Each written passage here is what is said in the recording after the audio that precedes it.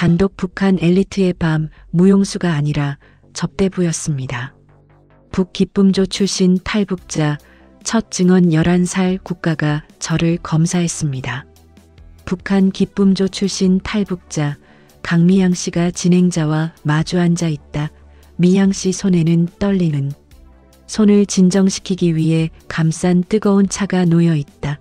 진행자가 진지하게 묻는다. 그때가 몇 살이셨어요? 그 모든 것이 시작된 날이 강미양은 손에 찻잔을 감싼 채 11살이었어요. 초등학교 4학년 봄이었죠. 아직 아침 공기가 선선했던 그런 날이었어요. 11살에요. 내 학교에서 갑자기 불러내더라고요. 그날 오전 국어 수업 중이었는데 교무실에서 삐걱거리는 방송이 나왔어요. 4학년 3반 강미양 학생은 즉시 교장실로 오라고 반 친구들 모두가 저를 쳐다봤어요. 저는 숙제를 안 한 것도 말썽을 부린 기억도 없는데 왜 불렸을까 싶어서 가슴이 철렁했죠. 심장이 막 두근거렸어요. 발걸음이 떨려서 복도가 무척 길게 느껴졌습니다. 교장실에는 누가 계셨나요? 교장 선생님은 의자에 앉아 계셨는데 얼굴에 평소와는 다른 굳은 표정이었어요. 그리고 평양에서 온 사람들이요. 새까만 인민복을 입은 남자 둘, 그리고 한 여자분. 그 여자분은 말이 없이 저를 처음부터 끝까지 발끝에서 머리카락까지 훑어보더라고요. 마치 시장에서 소를 고르듯 물건의 가치를 재듯이. 어떤 말을 했나요? 별말 없었어요. 그 여자분이 지시를 내렸죠. 너 키 재봐라. 옆으로 서봐라. 앞으로 걸어봐라. 웃어봐라. 웃으라고 했을 때 저는 너무 무서워서 인사처럼 웃을 수밖에 없었어요. 그리고는 뽑아봐라고 했어요. 이가 고르고 하얗냐 보는 거죠. 다리 펴고 서봐라. 무릎 굽혀봐라. 정말로 말의 건강 상태를 확인하는 것처럼 저는 그저 작은 인형이 되어 그들의 지시에 따라 움직일 뿐이었어요. 그게 선발 과정의 시작이었던 거군요. 그때는 뭔지 전혀 몰랐어요. 그냥 평양에서 온 중요한 분들이 뭔가를 보러 왔나 보다 했죠. 그런데 그날 저녁 집에 돌아갔을 때 집안의 분위기가 싸해졌다는 걸 느꼈어요. 아버지 어머니 얼굴이 새하얗더라고요. 특히 어머니는 저를 보자마자 부엌으로 달려가시더니 접시를 떨어뜨리셨죠. 부모님은 이미 아셨던 거네요. 네, 나중에야 알았는데 보이부에서 그 전주에 우리 집에 와서 3대 가계도를 조사했대요. 3대가 다 당원인지, 집안에 월남자나 반동이 없는지, 부모님 출신 성분이 어떠한지 온 동네를 다 뒤지고 이웃들한테도 다 물어보고 저 집 딸년이 예쁜가? 몸매가 어떤가? 성격은 순한가? 말을 잘 듣는가? 이런 걸 다 조사했다는 거예요. 그 조사 과정 자체가 온 동네에 대한 경고였을 거예요. 그걸 부모님이 막을 수는 없었나요? 강미양은 쓴웃음을 짓는다. 막아요? 그게 어떻게 막아요? 보이부의 요구는 명령이에요. 거부는 곧 반역을 의미하죠. 거기다 우리 아버지는 처음엔 우리 딸이 국가에 봉사하게 된다고 오히려 자랑스러워하기까지 했어요. 평양에 발이 닿는다는 것 자체가 엄청난 출세라고 생각하셨던 거죠. 뭘 봉사하는지도 모르면서. 근데 어머니는 그날 밤 내내 부엌에서 우시는 소리가 들렸어요. 어머니는 진실을 아셨군요. 여자들은 다 알죠. 특히 그 시대를 살아오신 분들은 기쁨조라는 이름 뒤에 숨겨진 진실이 뭔지. 근데 입 밖에 낼 수가 없는 거예요. 그런 말 한마디만 해도 가족 전체가 정치범수 용소로 사라질 수 있는 공포 속에서 사는 거니까요. 그 다음에는 어떻게 됐나요? 일주일 뒤에 또 불러갔어요. 이번엔 아예 평양으로 가는 기차표를 끊어주고 말없고 무뚝뚝한 인솔자 한 분이 붙어서요.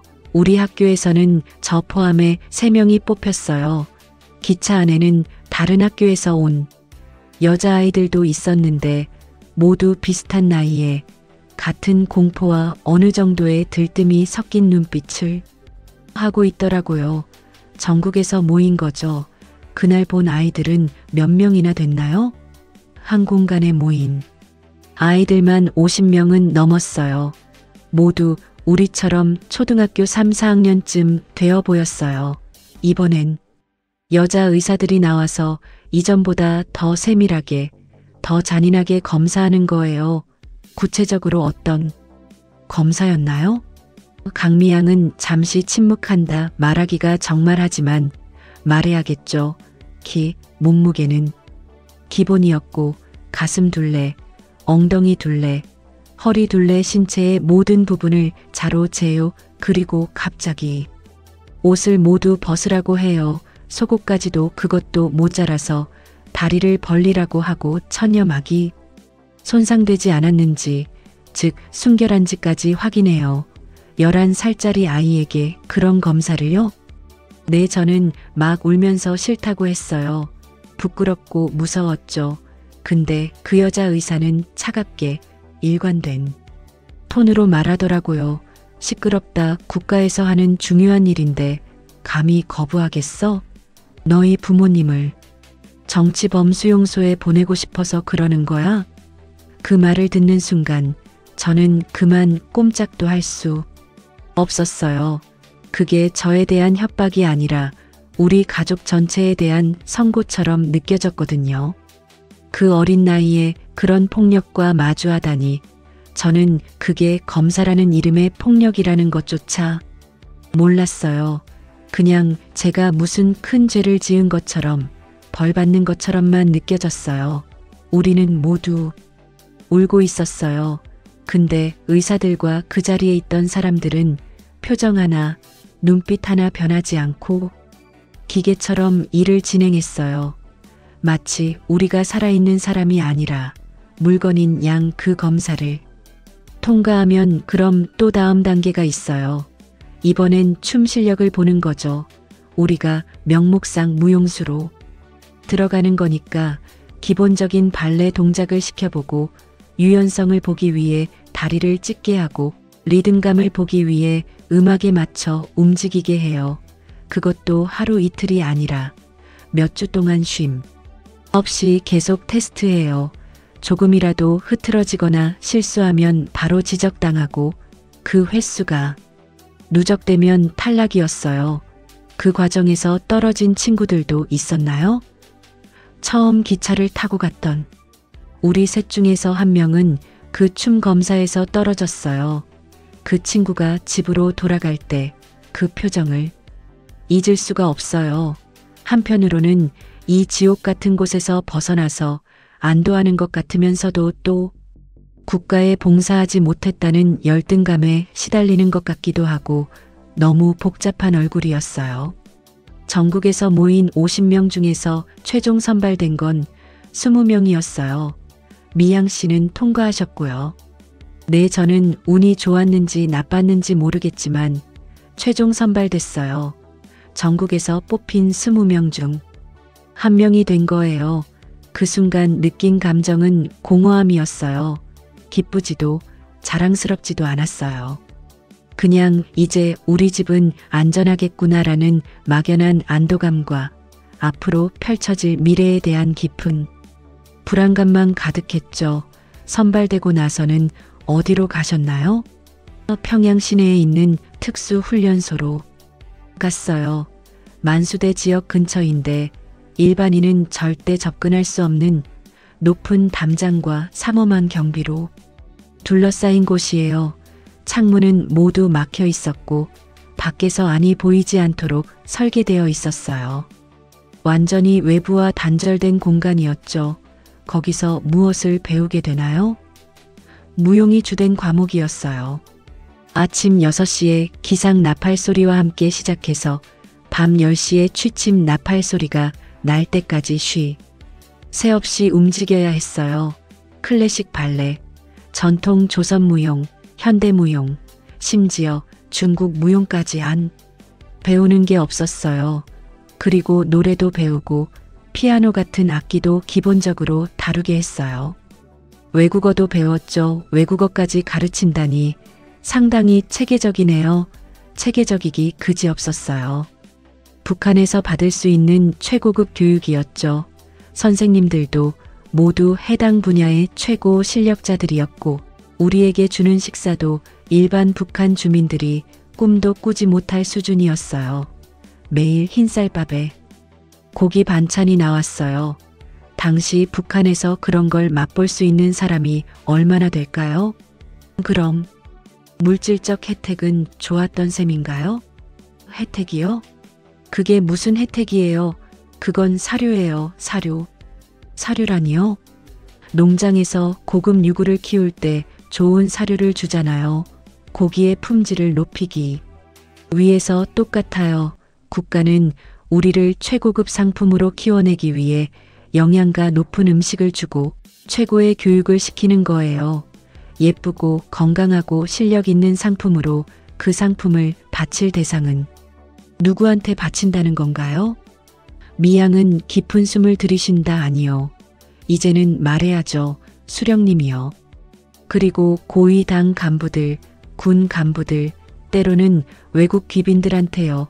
우리가 겉으로는 만수대 예술단이나 국립무용단 같은 그럴듯한 이름을 달고 있지만 실제로는 그분들의 기분을 맞추고 접대하는 것이 우리의 진정한 임무였어요. 훈련 과정은 구체적으로 어땠나요? 지옥 그 자체였어요. 아침 6시에 기상 나팔 소리가 나면 5분 안에 모든 준비를 마치고 훈련장에 나와 줄을 서야 했어요. 이 시간의 기본 체조는 기본 중의 기본이었어요. 스트레칭, 유연성 훈련, 근력 운동 땀이 비 오듯 쏟아져 옷이 다 흠뻑 젖어도 쉬는 건 허용되지 않았어요. 혹독한 훈련이었군요. 혹독함을 넘어서 잔인했어요.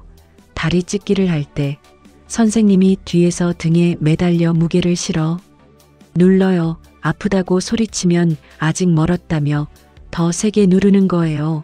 한 번은 제 친구가 연습 중에 발목을 심하게 다쳤어요.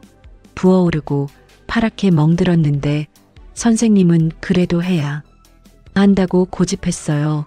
친구가 울면서 정말 너무 아파요라고 애원했더니 선생님은 그 친구의 뺨을 때리면서 이렇게 말했어요.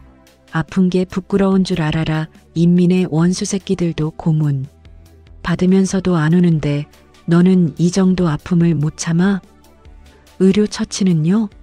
나중에 와서 간신히 해주긴 했어요. 하지만 그 친구는 치료 기간 동안 연습을 못하게 되자 자연스럽게 실력이 뒤처졌고 결국 다음 월말 평가에서 떨어져 집으로 돌려보내졌어요. 떨어지면 그냥 집으로 보내는 건가요? 네, 하지만 문제는 그 아이가 훈련소에서 보고 들은 모든 것을 알고 있다는 거예요. 그래서 떨어져서 집으로 돌아갈 때면 철저한 입단속 교육을 시켜요. 내가 여기서 본 것, 들은 것, 경험한 것, 단 한마디라도 밖에서 흘리면 너와 너희 가족 전부 다 끝장이다. 라고 협박하는 거죠. 그 공포는 집에 돌아가서도 그 아이를 졸졸 따라다닐 거예요.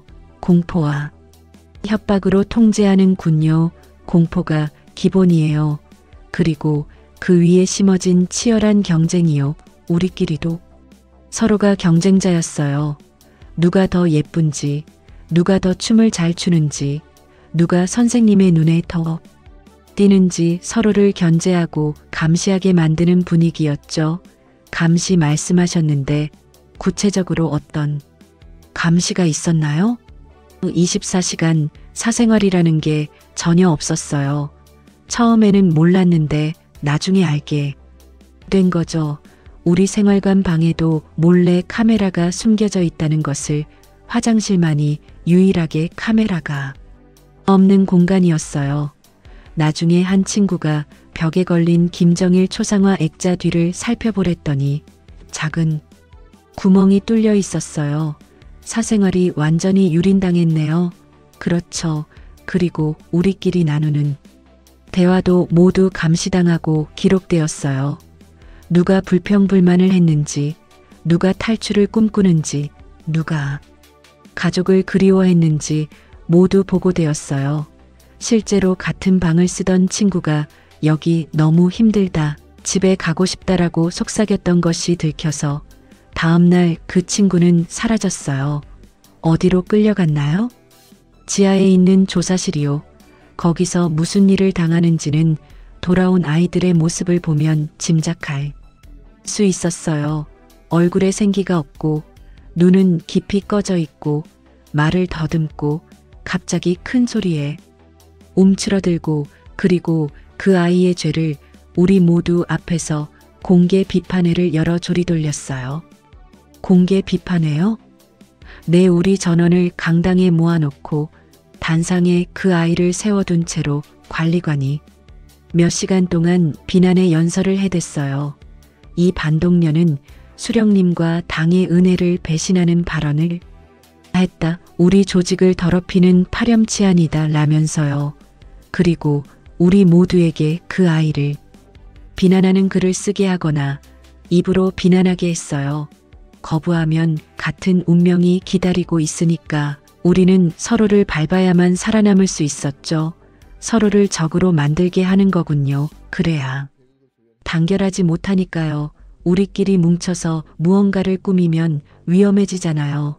그래서 일부러 서로를 의심하고 경쟁하고 고자질하게 만드는 시스템이었어요. 저를 가장 따르던 후배가 제가 밤에 몰래 엄마 사진을 보며 울고 있는 것을 보고했던 적도 있어요. 사상이 불순하다는 이유로요. 엄마를 그리워하는 것이 죄가 된다니 거기서는 그렇다고 가르쳐요. 수령님만이 유일한 부모님이다. 혈육의 부모보다 수령님을 먼저 생각해야 한다. 12살, 13살짜리 어린 아이들에게 그런 말을 세뇌시키는 거예요. 정말 말도 안 되는 소리죠. 실제로 공연은 언제부터 하게 되나요? 기본 훈련을 2년 정도 받고 나면 본격적인 공연에 투입되기 시작해요. 처음에는 내부의 소규모 행사에서 시작해서 점점 규모가 큰 행사, 중요한 외국 사절단이 온자리 등으로 확대되죠. 외국 사절단 앞에서도 공연을 하나요? 네, 중국 고위 간부들이나 러시아 외교관들이 오면 환영 공연을 하는 거죠. 북한에도 이렇게 아름답고 재능 있는 여성들이 있다는 것을 보여주는 살아있는 선전도구인 셈이에요. 북한의 문화적 우수성을 과시하려는 거죠. 그런 공연 자체는 괜찮았나요? 무대에 서는 것은? 그것만 본다면 그나마 저희가 무용수로서 정체성을 유지할 수 있는 유일한 순간이었어요. 무대 위에서는 오로지 춤과 노래에만 집중하면 됐으니까요. 관객들의 박수도 들리고 잠시나마 저희가 예술가인 것 같은 착각을 할 수 있었죠. 하지만 문제는 공연이 끝나고 난 뒤였어요. 공연이 끝나고요? 미양은 마음을 다잡는다. 공연이 끝나면 특별 접대라는 시간이 기다리고 있었어요. 특별 접대라는 것은 무엇인가요? 문자 그대로예요. 고위 간부들, 외국에서 온 중요한 손님들, 그분들을 접대하는 거요. 그날의 주인공이신 분들을 구체적으로 어떤 일을 술을 따라드리고 옆에 앉아서 웃어주고 이야기 상대가 되어드리고 그리고 그 이상의 것을 요구받기도 해요. 진행자는 잠시 침묵한다. 말씀하시기 힘든 부분은 안 하셔도 아니요. 이제는 말해야 해요. 사람들이 꼭 알아야만 할 이야기니까요. 우리 아이들이 도대체 어떤 일을 당했는지를. 제가 처음으로 특별 접대에 나간 것은 15살이었어요. 한 군부 고위 간부의 생일 잔치였죠. 15살이라고요? 네, 우리 중에선 오히려 평범한 나이였어요.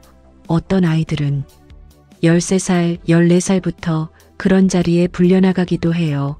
더 어리고 순수해 보이는 아이들을 선호하는 분들도 계시니까요. 그날은 어땠나요?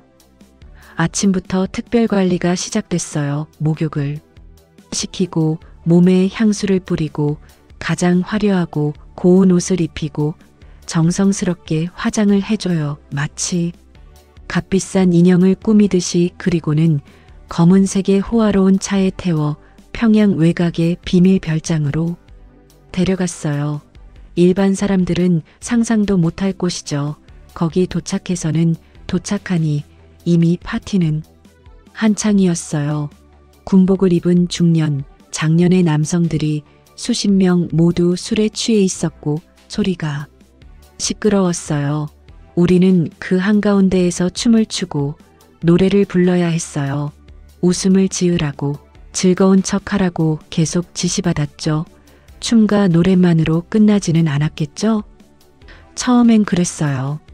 하지만 시간이 지나자 술 기운이 오른 간부들이 우리를 붙잡아 옆자리로 앉히기 시작했어요. 술을 따라드리고 대화를 하라고. 그리고 손이 함부로 진행자가 제지한다. 계속하셔도 되고 쉬어가셔도 됩니다. 괜찮아요. 그날 밤 한 간부가 저를 별장 안에 따로 떨어진 방으로 데려갔어요. 저는 너무 무서워서 온몸이 떨리고 있었는데 그는 웃으며 겁먹지 마라. 이게 너의 영광이다. 수령님을 위해 내 몸을 바치는 것이야 라고 말했어요.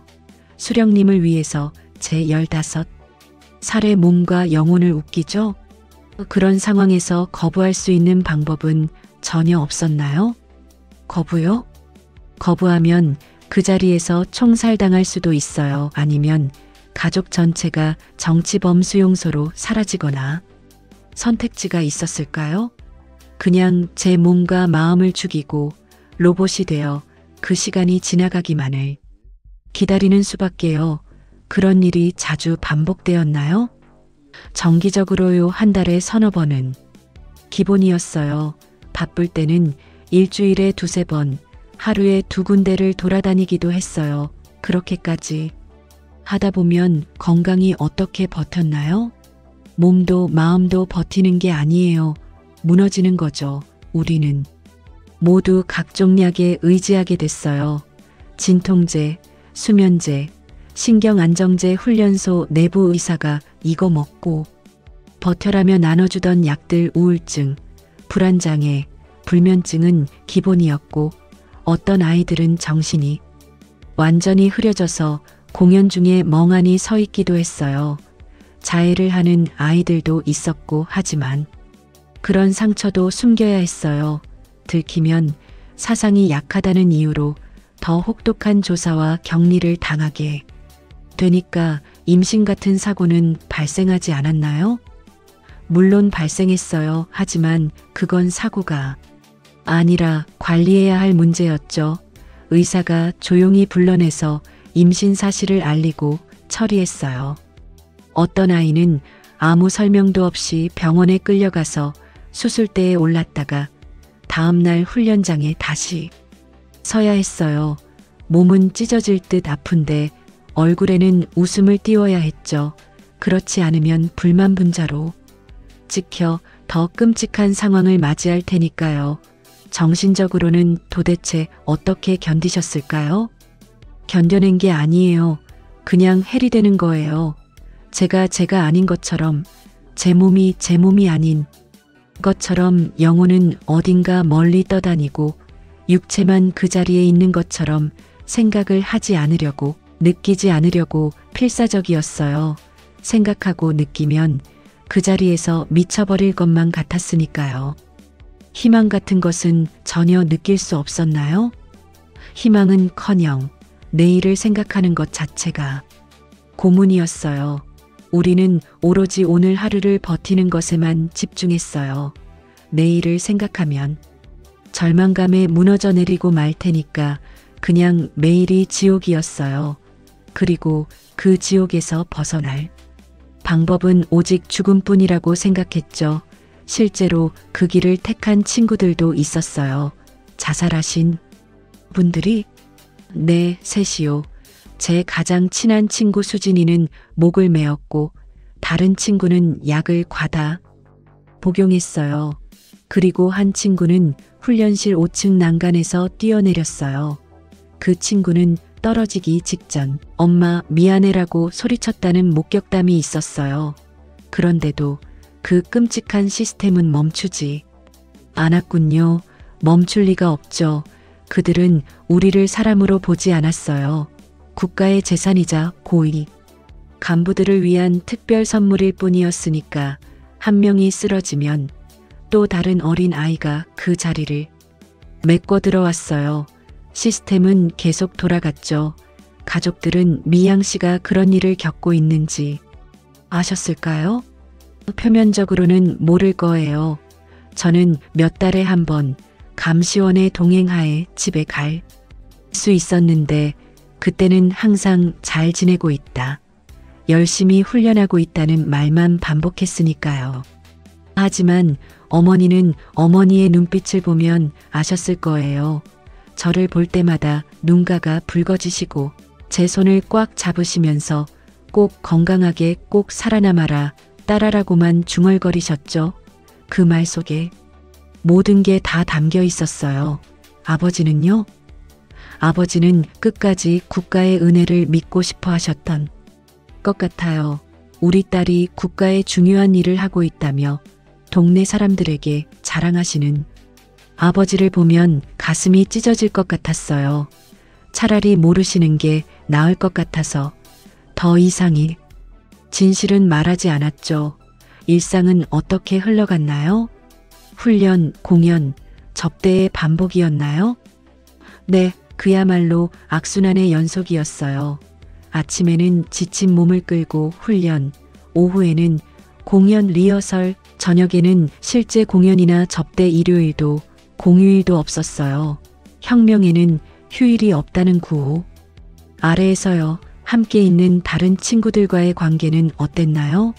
서로 의지할 수는 없었나요? 친구요?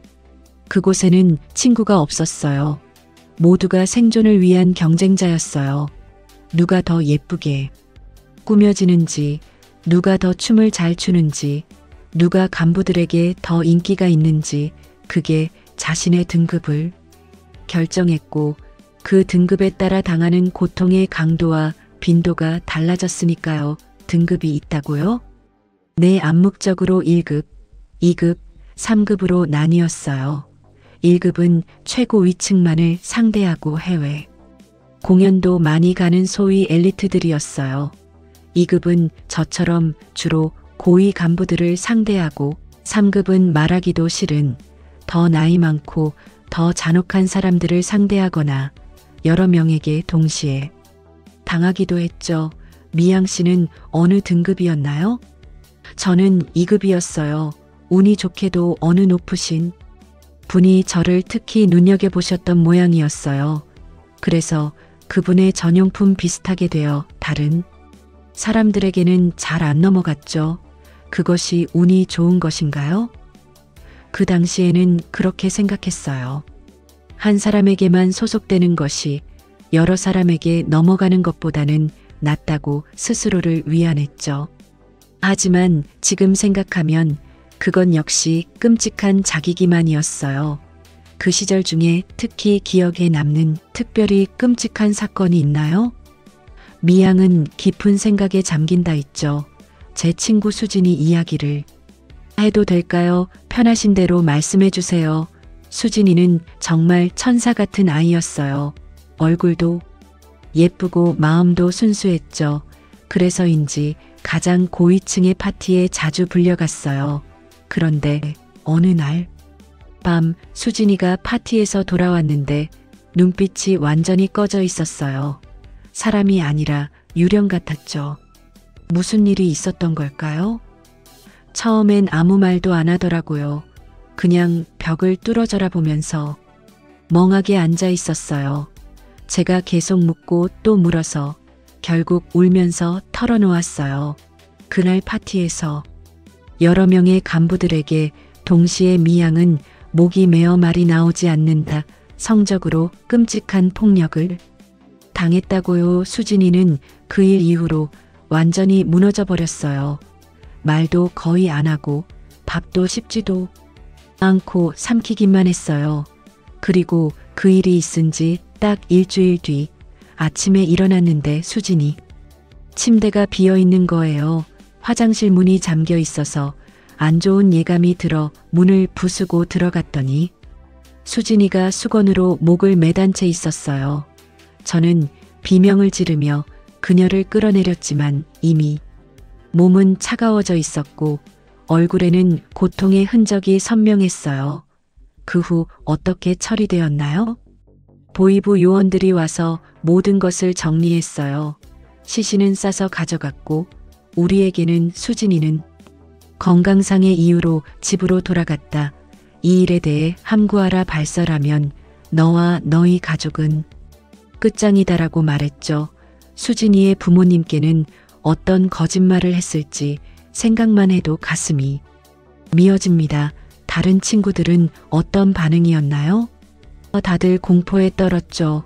다음 차례는 나일지도 모른다는 생각이 하지만 저는 그 순간 몇몇 아이들의 눈에서 경쟁자가 하나 사라졌다는 안도감 비슷한 것을 보았어요. 그게 가장 끔찍했어요. 그 시스템이 우리를 서로를 적으로 만드는 것까지 성공시켰구나. 그런 환경에서 어떻게 정신을 붙잡고 버티실 수 있었나요? 제가 버텼다고 말할 수 있을지 그냥 생존했을 뿐이에요. 처음에는 수치심, 분노, 공포, 좌절 수많은 감정이 밀려왔지만 시간이 지나면서 아무 감정도 느껴지지 않았어요. 마치 감정의 스위치를 끊어버린 것처럼 저는 로봇이 되어 있었어요. 시키는 대로 웃고, 시키는 대로 춤추고, 시키는 대로 몸을 내어주고 생각을 하지 않으려고, 꿈을 꾸지 않으려고 애썼어요. 꿈을 꾸는 순간 그 꿈과 현실의 차이가 너무나 처참해서 도저히 견딜 수가 없었거든요. 탈출을 생각해 보신 적은요? 매일 매시간 생각했어요. 하지만 현실은 가혹했죠. 24시간 감시, 외출 시엔 항상 인솔자 동행, 그리고 가장 큰 족쇄는 가족이었어요. 제가 도망치면 부모님과 남동생이 어떻게 될지 생각하면 그 어떤 생각도 접을 수밖에 없었어요. 가족이 사실상 인질이었네요. 그렇죠. 그 족쇄가 가장 무거웠어요. 그래서 아무리 힘들고 지쳐도 가족을 지키기 위해서라면 이 고통을 견딜 수밖에 없다고 생각했어요. 그런데 어떻게 결국 탈북을 결심하고 실행에 옮기게 되셨나요? 미양은 긴 침묵 후 눈물을 닦는다. 어머니가 돌아가셨어요. 유감입니다. 정말 안타까운 일이시네요. 가난 말기였대요. 그런데 저는 그 사실도 모르고 있었어요. 어머니가 위독하시다는 소식을 듣고 병 문안 가겠다고 했더니 중요한 공연이 있다는 이유로 허락하지 않았어요. 결국 어머니는 외로운 병원에서 돌아가셨고 저는 장례식에도 참석하지 못했어요. 일주일 후에야 허락이 나서 집에 갔는데 어머니는 이미 땅에 묻히고 없었죠. 얼마나 마음이 아팠을까요? 그때 문득 생각했어요. 나는 대체 뭘 위해 이 고통을 겪고 있는 거지? 제가 참고 버티는 이유는 가족, 특히 어머니를 지키기 위해서였는데 정작 어머니는 저도 못 보고 저는 어머니를 못 보는 채로 헤어지고 말았어요. 그 모든 고통이 무의미하게 느껴졌죠. 더 이상 잃을 것이 없어진 것 같았어요. 탈출 계획은 어떻게 세우셨나요? 계획이라고 할 만한 것은 없었어요. 그냥 기회가 왔을 때 본능적으로 행동한 거죠. 중국 단둥에서 교포들을 대상으로 한 공연에 파견 나갔을 때였어요. 해외 공연이요? 거기서도 감시는 삼엄했겠죠. 당연하죠. 호텔 방은 2인 1실, 외출은 무조건 단체 이동, 외부와의 접촉은 일절 금지하지만 그때가 마지막 기회라는 직감이 들었어요. 공연이 끝나고 호텔로 돌아오는 차 안에서 저는 갑자기 심한 배탈을 호소했어요. 진짜인지 연기인지 지금도 모르겠어요. 그냥 상황이 그렇게 만들었죠. 그걸 빌미로 도망치신 건가요? 차에서 내리자마자 화장실로 뛰어간다고 소리쳤어요. 감시원이 기다려 같이 가자 했지만 저는 너무 급해요. 소리를 지르며 뛰어갔어요. 공항이나 역의 화장실이 아니라 호텔 로비의 화장실이라 다행이었어요. 거기엔 작은 환기창이 있었거든요. 사람이 간신히 빠져나갈 만한 무서우셨을 텐데 두려움은 없었어요. 오히려 평생 처음으로 느껴보는 맑은 결심 같은 게 있었어요. 지금 아니면 영원히 못한다. 여기서 죽든지 아니면 자유를 찾든지. 창문을 열고 뛰어내렸어요. 발목을 삐었지만 그 고통도 느껴지지 않았어요. 그냥 앞만 보고 미친 듯이 뛰었어요. 뒤에서 잡아라. 서라. 는 소리가 들렸지만 그건 마치 다른 세상에서 들려오는 소리 같았죠. 어디로 갈지는 정해 놓으셨나요? 아니요, 무작정이었어요. 그냥 사람이 많은 곳으로, 복잡한 곳으로 뛰어들었어요. 결국 한중국 현지 시장에 도착했고 거기서 한중국 아주머니를 보고 무의식적으로 중국어로 도와주세요. 저는 북한에서 왔어요 라고 했어요. 그 아주머니가 도와주셨군요. 그분은 저의 비참한 모습을 보자마자 무슨 일인지 눈치챈 것 같았어요. 주변을 경계하듯 둘러보더니 얘야 빨리 따라오너라 하시며 저를 데리고 가셨죠. 그분의 집에 숨겨주시고 먹을 것도 주시고 옷도 갈아입혀 주셨어요. 나중에 알게 된 건 그 아주머니도 20년 전에 탈북하신 분이셨다는 거예요. 정말 인연이었죠. 그 다음엔 어떻게 한국까지 오게 되셨나요? 아주머니가 아는 연결고리를 소개시켜 주셨어요. 돈을 받고 탈북자들을 한국까지 안내하는 브로커였죠. 하지만 저는 당연히 돈이 한 푼도 없었어요.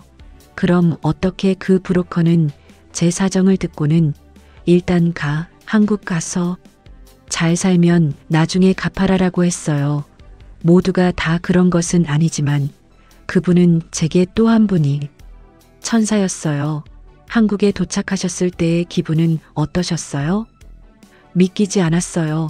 드디어 왔구나, 정말 살았구나 싶으면서도 동시에 엄청난 불안감에 사로잡혔어요.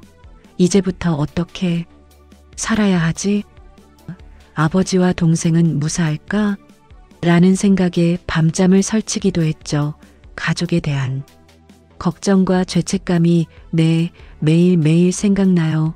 아버지, 동생 제가 도망친 후 그들이 어떤 조사를 받고 어떤 처벌을 받았을지 생각만 해도 가슴이 조여옵니다. 연락할 방법도 소식을 들을 방법도 전혀 없으니까 더 괴로워요. 그냥 그들이 살아있기만을 기도할 뿐이에요. 그럼에도 탈북을 후회하시는 건 아니시겠죠? 후회하지 않아요. 거기 남아있었으면 저도 수진이처럼 아니면 정신적으로 완전히 망가져서 제 정체성을 잃은 채로 살아갔을 거예요. 이렇게라도 살아남아서 제 이야기를, 수진이의 이야기를, 우리의 이야기를 세상에 알리는 것이 제가 할 수 있는 최소한의 일이라고 생각해요. 한국에서의 생활은 어떠신가요? 적응하는데 어려움은 없으셨나요? 적응 자체가 하나의 큰 도전이었어요. 언어, 문화, 생활 방식 모든 것이 너무 달랐어요. 사람들의 말투도 빠르고 개인주의적이었어요. 처음에는 왜 이렇게 차가울까 싶기도 했죠. 그리고 사람들의 시선, 때로는 동정, 때로는 호기심, 때로는 조금 불편한 시선 모두 느껴졌어요. 차별을 느끼시는 군요. 노골적인 차별보다는 그 다름을 느끼게 하는 순간들이 많았어요. 하지만 점점 이해하게 되었어요. 저도 처음엔 이 사회를 이해하지 못했으니까요. 지금은 대학교에 다니면서 사회복지학을 공부하고 아르바이트도 하며 평범한 삶을 살려고 노력하고 있어요. 하지만 완전한 평범은 아직 요원한 것 같아요. 가끔은 악몽에 시달리니까요. 어떤 악몽인가요? 대부분은 다시 그 훈련소로 끌려가는 꿈이에요. 무대 위에 서 있는데 관객석에 그때의 간부들이 앉아 있어요.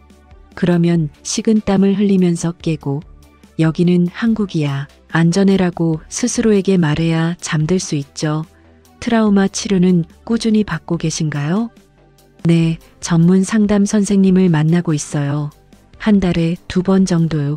처음에는 말하는 것 자체가 고문 같았어요. 하지만 선생님이 말로 표현해야 그 고통이 조금씩 나누어지고 가벼워진다고 하셨어요. 조금씩, 아주 조금씩 나아지고 있는 것 같아요.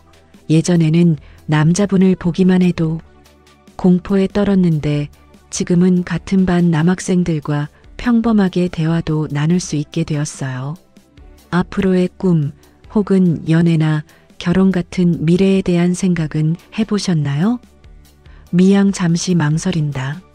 아직은 자신이 없어요. 사랑이라는 감정이 도대체 무엇인지조차 모르겠거든요. 제가 경험한 모든 관계는 폭력과 착취, 강요뿐이었으니까요.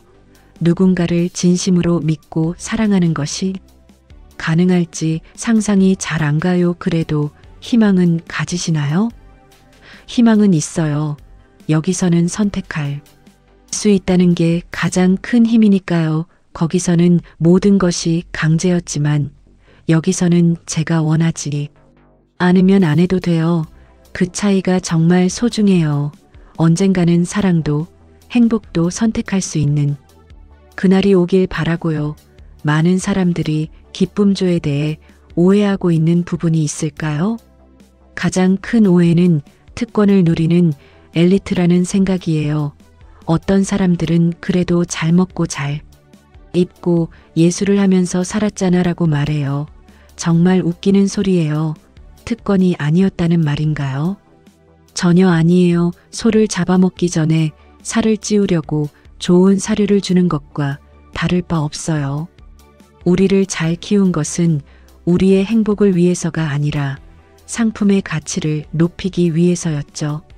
그리고 그 상품은 결국 인간의 존엄성과 자유를 유린당하는 도구로 전락하고 말았어요. 또 다른 오해는요? 자발적이었다는 생각입니다. 어차피 너희도 그런 삶을 선택한 거 아니냐는 시선도 있어요. 하지만 11살짜리 어린이가 국가의 강압과 가족에 대한 협박 앞에서 무슨 선택이 있다고 생각하나요? 거부는 곧 죽음이나 그 이상의 지옥을 의미했어요. 그것은 선택이 아니라 생존을 위한 필사적인 몸부림이었어요. 국제사회에서는 이 문제를 얼마나 알고 있을까요? 유엔 인권보고서 등에 여러 번 보고된 적이 있어요. 북한의 조직적 성폭력 및 성노예 제도로요. 하지만 실제로 뭐가 크게 바뀌었나요? 제재 몇 가지 더하고 비난 성명 몇 번 더 내는 게 전부인 것 같아요.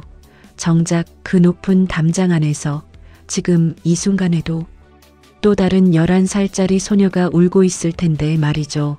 미양 씨가 이렇게 자신의 상처를 드러내며 증언하시는 이유는 무엇인가요? 사람들이 알아야 하니까요. 북한이라는 나라에서 실제로 어떤 일이 벌어지고 있는지 저와 같은, 아니 저보다 더 어리고 힘겨운 아이들이 얼마나 많은지, 지금 이 순간에도 어떤 아이가 울면서 그 고통을 견디고 있을지 모른다는 사실을, 본인의 신변의 위험을 초래할 수도 있는데요. 위험은 알아요.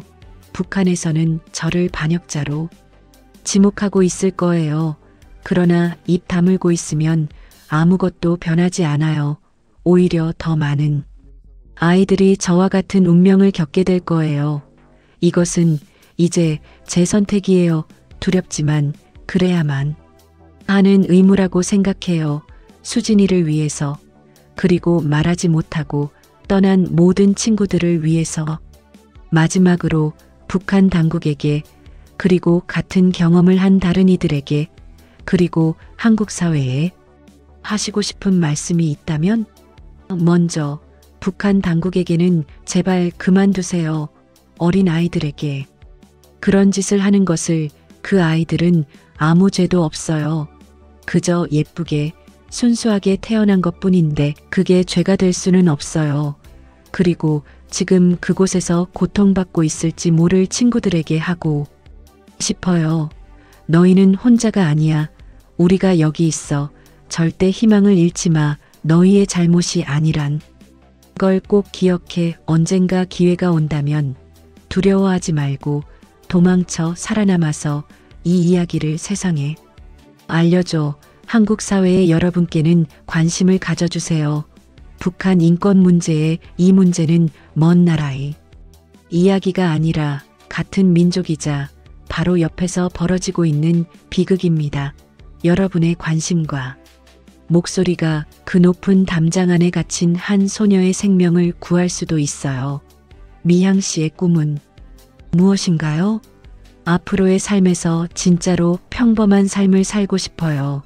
아침에 커피 한 잔 마시면서 신문 보는 것, 친구들과 수다 떠는 것, 사랑하는 사람과 손잡고 거리를 걷는 것, 그런 평범한 일상들이요. 북한에서는 한 번도 경험해보지 못한 것들이니까요. 더 큰 사회적인 꿈은요? 사회복지사가 되어 저처럼 상처받은 이들을 돕는 사람이 되는 거요. 그리고 언젠가 통일이 된다면 북한 땅으로 다시 돌아가서 그곳에 남아있을 친구들과 아이들에게 이제 괜찮아라고 말해주고 싶어요. 그리고 가해자들이 법의 심판을 받도록 하는데 힘을 보태고 싶어요. 그들의 만행이 국가 업무가 아닌 범죄였다는 것을 세상에 증명해야 하니까요. 용서에 대해서는 어떻게 생각하시나요? 그것은 아직 저에게 너무 먼 이야기인 것 같아요. 어떤 날은 모든 것을 내려놓고 용서하고 싶다는 생각이 들어요. 제 마음의 짐을 덜어내기 위해서요. 하지만 어떤 날은 수진이의 얼굴이, 그리고 다른 친구들의 고통받는 모습이 선하게 떠오르면 분노와 원한이 치밀어 오르기도 해요. 마지막으로 같은 아픔을 가진 다른 탈북 여성 동지들에게 해주고 싶은 말이 있다면? 미향은 따뜻한 미소를 지으며 눈가에 눈물이 맺혀 있다. 여러분 정말 고생 많았어요. 그리고 절대 여러분의 잘못이 아니에요. 단 한 번도, 단 1%의 죄도 여러분에게는 없어요. 우리는 피해자예요. 그 고통을 견디고 여기까지 살아남은 것만으로도 우리는 이미 승리자라는 걸 알아주세요. 더 하고 싶은 말씀은 우리는 혼자가 아니에요. 서로의 아픔을 이해하는 우리끼리 서로에게 손을 내밀어주고 의지합시다. 이 상처는 평생 우리를 따라다닐지도 몰라요. 하지만 그 상처가 우리의 전부가 되게 하지는 맙시다. 우리에게도 행복할 권리가, 사랑받을 권리가, 평범하게 살아갈 권리가 분명히 있어요. 그 권리를 함께 찾아 나갑시다. 오늘 너무나 힘든 이야기를 용기 내서 들려주셔서 정말 감사합니다. 아니에요. 들어주셔서, 제 이야기에 귀 기울여 주셔서 오히려 제가 감사합니다. 이 이야기가 누군가에게는 깨달음이, 또 다른 누군가에게는 위로가 되길 바랍니다. 지금까지 기쁨조 무용수 출신 탈북자 강미향 씨의 생생한 증언을 들어보셨습니다. 미향 씨는 현재 이름과 신분을 바꾸고 상처를 딛고 새로운 삶을 일구어가고 계십니다.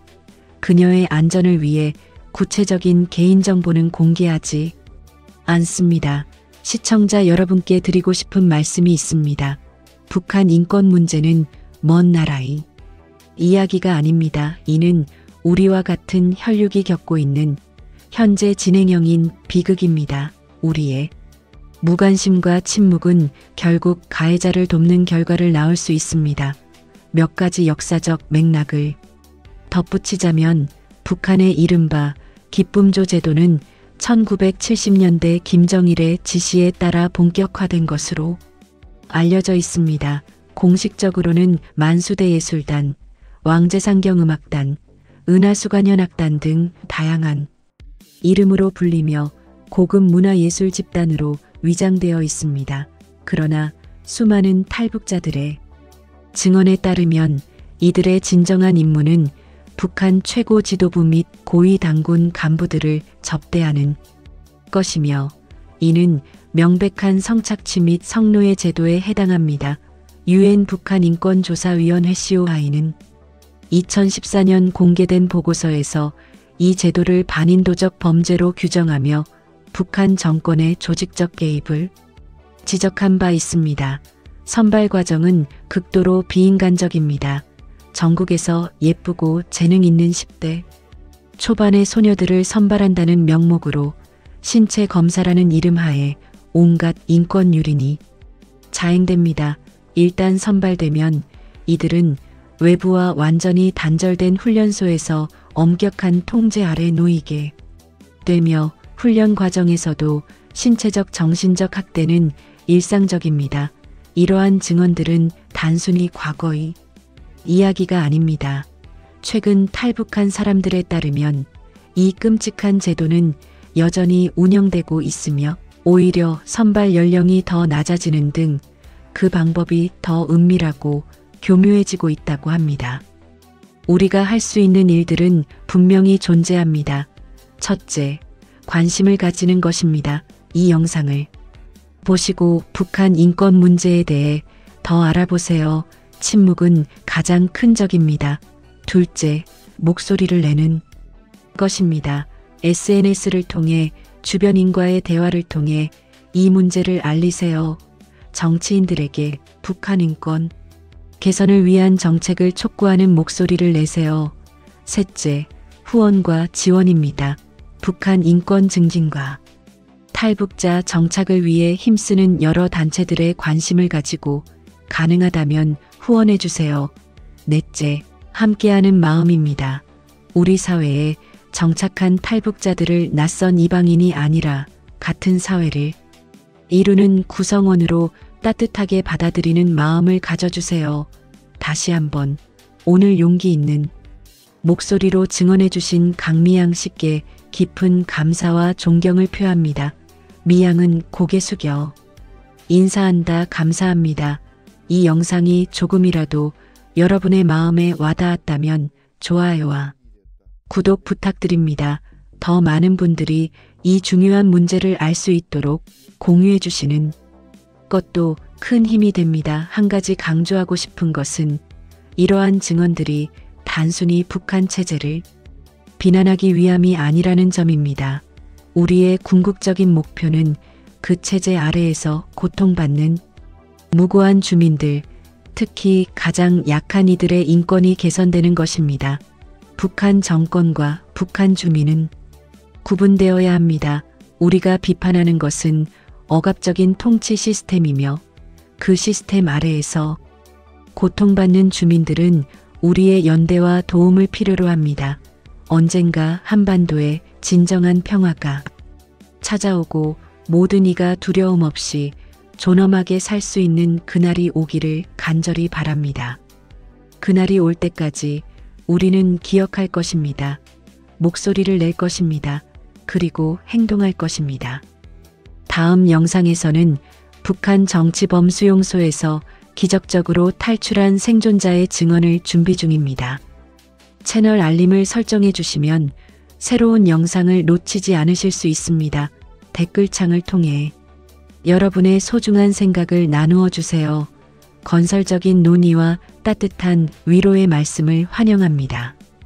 끝까지 시청해 주셔서 진심으로 감사합니다. 북한 인권 계속 관심 가져주세요. 이 증언은 실제 탈북자의 경험을 바탕으로 재구성되었습니다. 피해자의 신변 안전과 프라이버시 보호를 위해 이름, 세부 장소 및 일부 상황은 변경되었음을 알려드립니다. 당신의 관심이 변화의 시작입니다. 오늘도 행복하세요. 감사합니다.